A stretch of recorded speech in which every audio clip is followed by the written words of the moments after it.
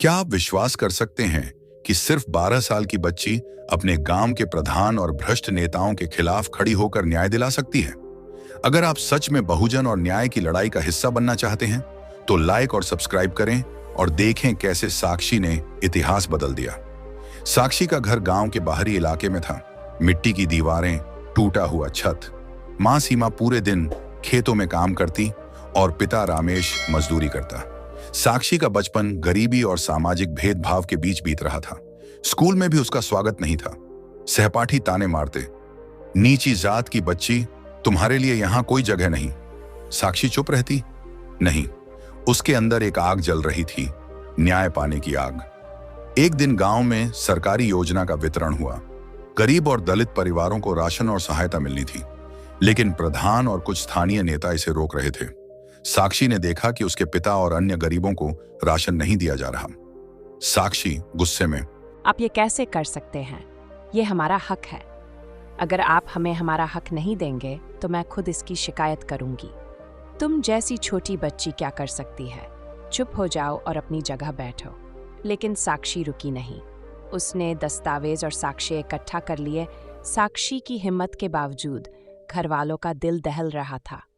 सीमा बेटी, ये सब तुम्हारे बस की बात नहीं। छोड़ दो और अपने पिता और माँ की चिंता करो। माँ, अगर मैं चुप रही तो हमारा हक हमेशा दबा रहेगा। मुझे लड़ना होगा। न्याय के बिना मैं चैन से नहीं रह सकती। रातें लंबी और डरावनी। साक्षी रोती, डरती, लेकिन कभी पीछे नहीं हटती। उसके अंदर गुस्सा और न्याय की आग लगातार बढ़ती।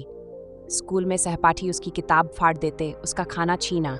लड़का, तुम्हारी जाति तुम्हें कभी आगे नहीं आने देगी। साक्षी कड़क आवाज में, जाति नहीं, मेरे हक और साहस मेरी ताकत है।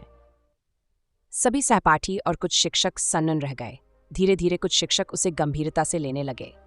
एक दिन साक्षी को पता चला कि गांव के प्रधान और भ्रष्ट अधिकारी उसकी जीत को रोकने की योजना बना रहे हैं। साक्षी ने सोचा, अगर मैं अब नहीं लड़ी तो ये सिस्टम हमेशा के लिए हमें दबाए रखेगा। मुझे खुद ही कोर्ट और पुलिस के दफ्तर जाकर शिकायत करनी होगी। लेकिन जैसे ही वह दस्तावेज लेकर दफ्तर पहुंची, उसने महसूस किया कि कोई उसकी हर चाल पर नजर रख रहा था। साक्षी, कौन है जो मेरे कदम रोकना चाहता है? ये डर मुझे नहीं रोक सकता। साक्षी ने दस्तावेज और सबूत अदालत में जमा किए, लेकिन जैसे ही उसने केस फाइल जमा की, कुछ दस्तावेज गायब हो गए। अदालत का वकील, ये कैसे हो सकता है? सबूत गायब हैं। साक्षी गुस्से में चिल्ला, आप सोचते हैं कि आप मुझे डराकर रोक सकते हैं? सच सामने आएगा, चाहे आप इसे छुपाएं। साक्षी ने निर्णय लिया कि वह सीधे शहर के कोर्ट में जाएगी। मैं सिर्फ 2 साल की हूं, लेकिन मेरे पास सच है और सच के आगे कोई नहीं टिक सकता। शहर के अधिकारी, पुलिस और नेता सभी हैरान थे। किसी ने सोचा नहीं था कि इतनी छोटी बच्ची इतना साहस दिखा सकती है। साक्षी ने कोर्ट में सारे साक्ष्य रख दिए। दस्तावेज, फोटो गवाह, साक्षी। आपने सोचा कि मैं डर जाऊंगी, लेकिन मैं डरती नहीं। अगर आप मेरी जाति या उम्र के नाम पर मुझे दबाने की कोशिश करेंगे तो इतिहास खुद आपको सबक सिखाएगा। सभी लोग सन्न रह गए। भ्रष्टाचार और अन्याय का पूरा मामला सामने आ गया। लेकिन जैसे ही फैसला सुनाया जाना था, साक्षी अचानक गायब हो गई। हैरान और घबराते हुए, कहाँ चली गई ये बच्ची? कोई उसे ढूंढे। साक्षी की गायब होने की खबर फैल गई। शहर और गांव में हड़कंप मच गया। साक्षी की कहानी अब सिर्फ एक बच्ची की नहीं रही। यह साहस, न्याय और सिस्टम के खिलाफ लड़ाई की कहानी बन गई। हर कोई सोच रहा था, क्या सच में एक बच्ची इतनी ताकतवर हो सकती है?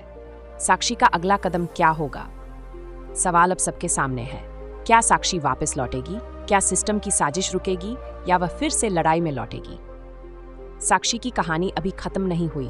उसके साहस और न्याय की लड़ाई अभी भी जारी है। क्या वह फिर से लौटेगी? क्या सिस्टम की साजिश उसे रोक पाएगी? अगर आप जानना चाहते हैं कि अगला कदम क्या होगा और इस बहुजन बेटी की हिम्मत ने कैसे इतिहास बदला, तो अभी लाइक करें, सब्सक्राइब करें और घंटी दबाना मत भूलें। अपने विचार और उम्मीदें हमें कमेंट में बताइए। हम जानना चाहते हैं कि आप क्या सोचते हैं। साक्षी की लड़ाई सिर्फ कहानी नहीं, ये हमारे हक और न्याय की आवाज है। जय भीम।